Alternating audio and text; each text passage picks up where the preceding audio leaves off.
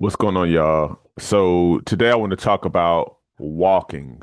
Walking is one of those exercises I believe that is the best exercise you can do, and anybody can do because it's so accessible mainly.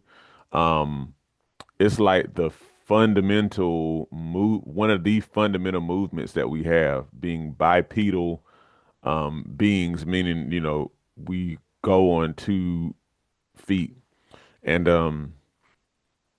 it's one of the best things we can do, and it's one of the most accessible things that we have.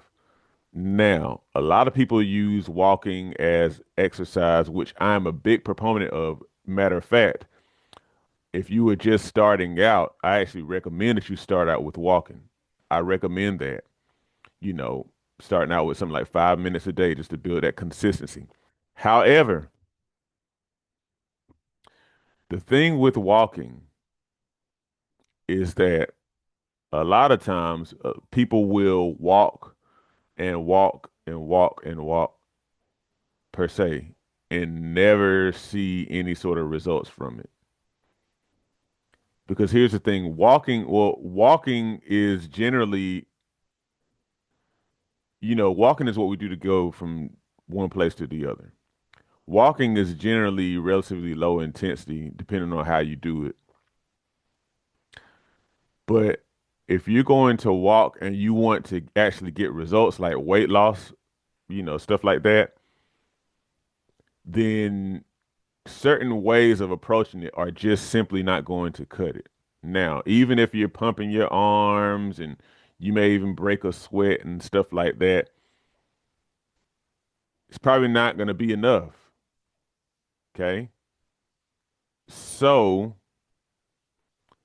let's talk about making walking effective for, you know, getting results like fat loss, for example. So I came across a study just within the past couple of days. And the study, let's see, the study was talking about what they referred to as Japanese walking.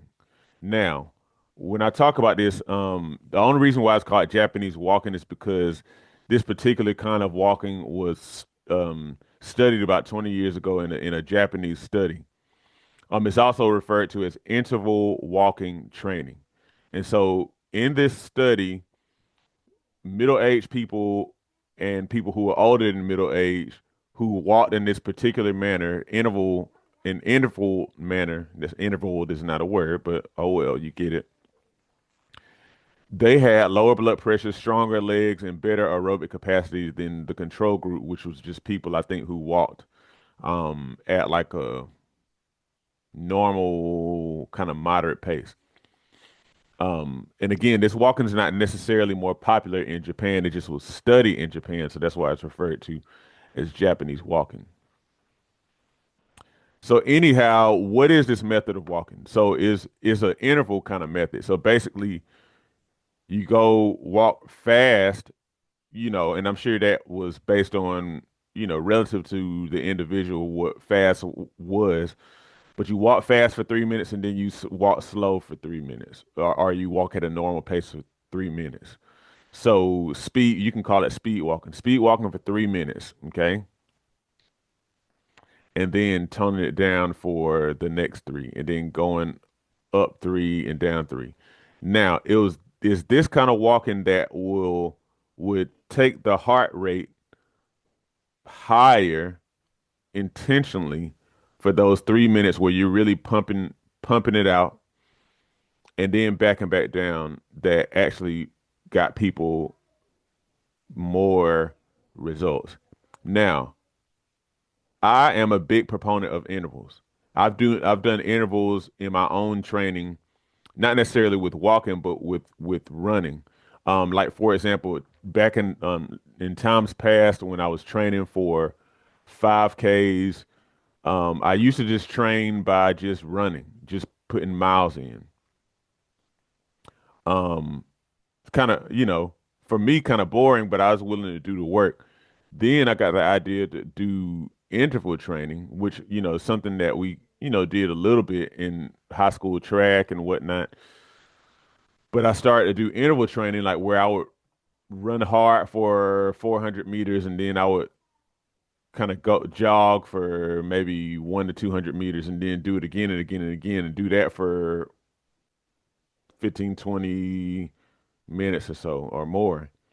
And I noticed that I got in shape a lot faster.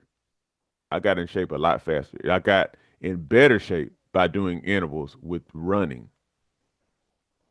And so since then, whenever it comes to me getting in shape, that's been like my main way of getting in shape, like by doing intervals.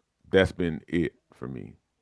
And so I'm a believer in this interval walking study, like the results of it. I believe that this makes sense. And so what I want to challenge you to do is if you use if you are a walker, if you use walking as like your main training, use intervals. Maybe you do 3 minutes on and then three minutes fast, 3 minutes slower.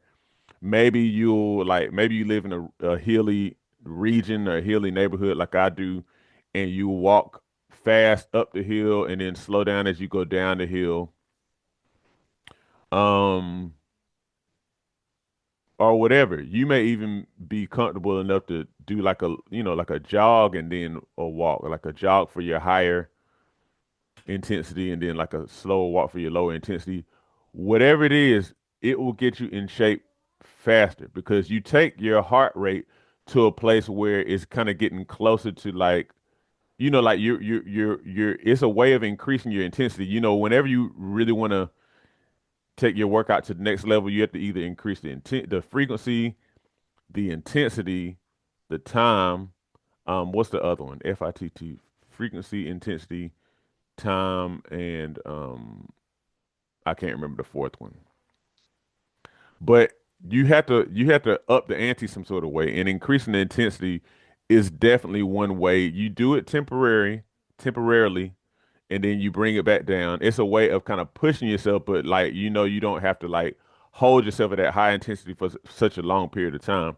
And so you can, always have that rest to look forward to, but it'll get you results. It really will. It really will. You know, and just think about like sports. A lot of sports are really like intervals. If you think about it, basketball, you have periods of time where you're going really fast and then you slow it down and you go fast and slow it down. You have soccer is also that way, tennis is that way. And so and you look at the physiques of these people and they tend to be decent physiques, tend to hold on to muscle, tend to have lower body fats and whatnot.